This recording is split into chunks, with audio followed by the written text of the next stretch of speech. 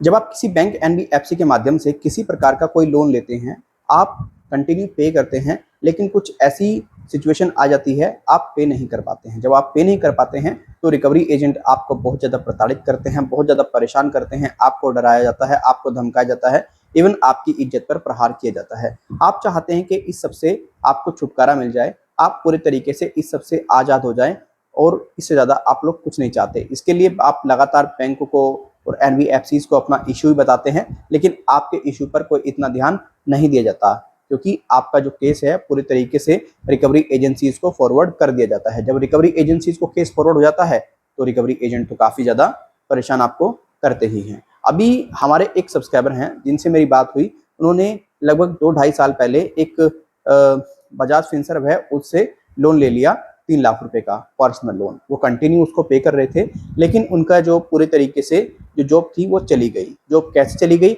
उनके ब्रदर जो है उनकी डेथ हो गई और वो गाँव चले गए और जॉब थी प्राइवेट, तो उनको मना कर दिया गया कि भाई अब आपको जॉब पे हम नहीं रखेंगे, हमने कोई और लड़का रख लिया है। जब पूरी तरह से जॉब वगैरह जाने के बाद में उन्होंने जॉब वगैरह सर्च की, लेकिन उन्हें कोई जॉब नहीं मिली, तो उनकी ईएमआई जो है वो कंटिन्यू डिफ़ॉल्ट होना शुरू हो गई। जब ईएमआई कंटिन्यू होना डिफ़ॉल्ट शुरू हो गई, तो उन्हें काफ़ी ज़्यादा दिक्कत परेशानी आई।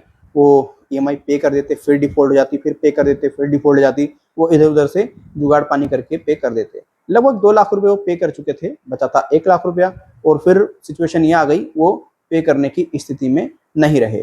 फिर काफ़ी ज़्यादा रिकवरी एजेंटों ने उनको परेशान तो कर ही रखा था, काफ़ी ज़्यादा डरा रखा था, काफ़ी ज़्यादा धमका रखा था।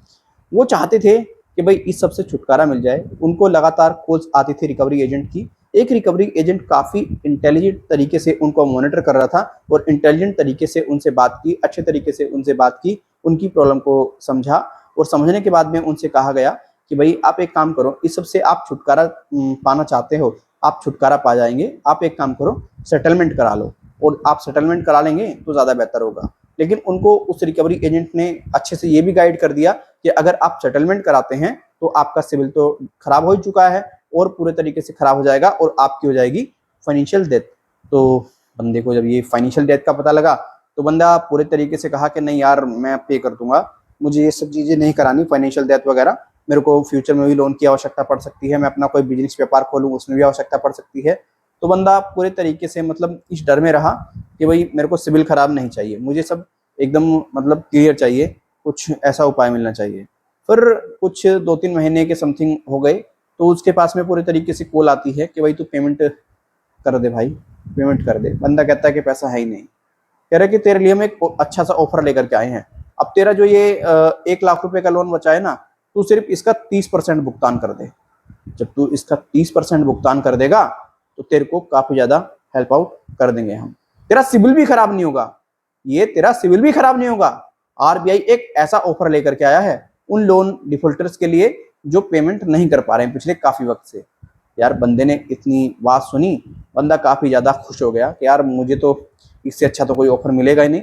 इधर उधर से बंदे ने जुगाड़ किया, बंदे को पेमेंट कर दिया 30%, उसके अमाउंट में पूरे तरीके से वो ऐड हो गया इतना लोन। लेकिन जो बाकी अमाउंट बचा था वो जो का तो ऐसे का ऐसे ही रखा रहा।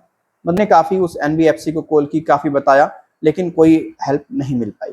तो इस तरीके से लोगों के साथ में ये जो एनबीएफसी वाले हैं, जो इन्होंने रिकवरी एजेंसीज रख रखी हैं, पूरे तरीके से फ्रॉड करके, झूठ बोल करके ऑफर दे रहे हैं और इस तरह से उन्हें लूट रहे हैं। अच्छी गनीमत ये रही कि उसके फ़ोन में पूरे तरीके से रिकॉर्डिंग हो गई। जब उसके फ़ोन में पूरे तरीके से रिकॉर्डिंग हो गई, उसने हमें संपर्क किया, हमसे अपॉइंटमेंट लिया, ऑन कॉल हमसे बात की, हमने उनको पॉइंट टू पॉइंट सारी चीज़ें समझाई। समझाने के बाद में हमने उनको सजेस्ट किया कि भाई तू एक काम कर, रिजर्व बैंक ऑफ इंडिया को पूरे तरीके से संपर्क कर, रिजर्व बैंक ऑफ इंडिया को इसके बारे में बता। तो उसने रिजर्व बैंक ऑफ इंडिया को बताया, प्रॉपर डिटेल्स वगैरह सेंड की, रिकवरी एजेंट की जो कॉल रिकॉर्डिंग वगैरह थी वो सब आरबीआई को पूरे तरीके से उसने बताया। आरबीआई ने उसको सजेशन दिया कि एक काम कर, तू पहले जो एनबीएफसी है उसको कंप्लेन कर। लेकिन मैंने उसको सजेस्ट किया था कि तू भाई पहले एनबीएफसी को कंप्लेन कर, लेकिन डायरेक्टली उसने आरबीआई को कंप्लेन कर दिया। फिर चलो उसने एनबीएफसी को कंप्लेन किया, लेकिन कोई हेल्प आउट नहीं किया गया। फिर हम माफी चाहते हैं सर, हम ये करते हैं, हम वो मतलब ये ऐसी बात करता रहा। फिर बंदे ने आरबीआई में कंप्लेन की, आरबीआई की तरफ से भी यही आया कि अब तो जो हो गया सो हो गया, आप एक काम करो, अब आप पेमेंट कर देना, कोई दिक्कत नहीं है, लेकिन सिविल पे तो इम्पैक्ट पड़ेगा ही। बंदे को हमने सजेस्ट किया बाद में, जब पूरे तरीके से बंदा परेशान आ गया, भाई तू ये सब एविडेंस लेकर के कंज्यूमर फोरम में चला जा। बंदा कंज्यूमर फोरम में चला गया और अब कंज्यूमर फोरम में जाने के बाद में केस चल रहा है। बंदे को बताया गया है कि भाई तेरा जो मामला है ना, इसमें इन्होंने मिसगाइड किया है, तुझे मैनिपुलेट किया है, इनको नहीं करना चाहिए था और तुझे अच्छे तरीके से हेल्प मिलेगी। अब इसमें क्या हेल्प मिलेगी आगे, वो हम आपको किसी और वीडियो में जरूर बताएंगे जब इनका केस सॉर्ट आउट हो जाएगा। वीडियो बनाने का मकसद सिर्फ मेरा ये था कि देखिए, अगर आपको कोई ऐसा कह रहा है कि तू भाई 30% ही अमाउंट दे दे, 1 लाख का लोन है तो तू 30,000 रुपये दे दे, 70,000 देने की जरूरत नहीं है, तेरा सेटलमेंट हो जाएगा और तेरा सिबिल भी खराब नहीं होगा, तो ये आपको व्यक्ति मिसगाइड कर रहा है, मैनिपुलेट कर रहा है, इससे ज्यादा कुछ नहीं कर रहा है। आप अगर किसी भी बैंक एनबीएफसी के रिकवरी एजेंट से बात कर रहे हैं, उसकी कॉल रिकॉर्डिंग रखें और ऐसी कोई दिक्कत आती है आरबीआई को शिकायत करें। आरबीआई हेल्प नहीं करता है तो कंज्यूमर फोरम में शिकायत करें। लेकिन आरबीआई को शिकायत करने से पहले जिस बैंक एनबीएफसी से आपने लोन लिया है, उस बैंक और एनबीएफसी के प्रॉपर तरीके से जो कस्टमर केयर है, जो उनका ईमेल आईडी है, उस पर भी ये सब चीजें फॉरवर्ड कर दें। फिर 30 डेज बाद इस प्रोसेस को फॉलो करें, आपकी 100% हेल्प होगी। लेकिन आप बच के रहें, आपको आरबीआई के नाम पर पूरे तरीके से लोग लूट लेंगे, आपके साथ में फ्रॉड कर देंगे।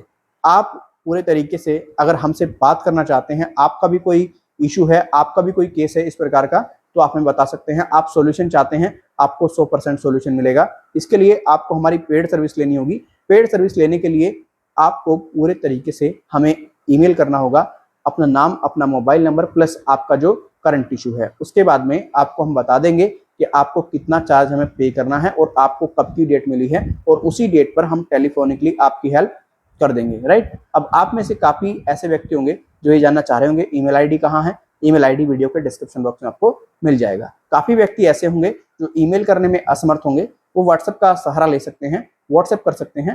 व्हाट्सएप नंबर आप नीचे देख पा रहे होंगे, जो डिटेल्स आपको बताई हैं। आप इस सब पर क्या कहते हैं, कमेंट बॉक्स में अपनी राय जरूर दें।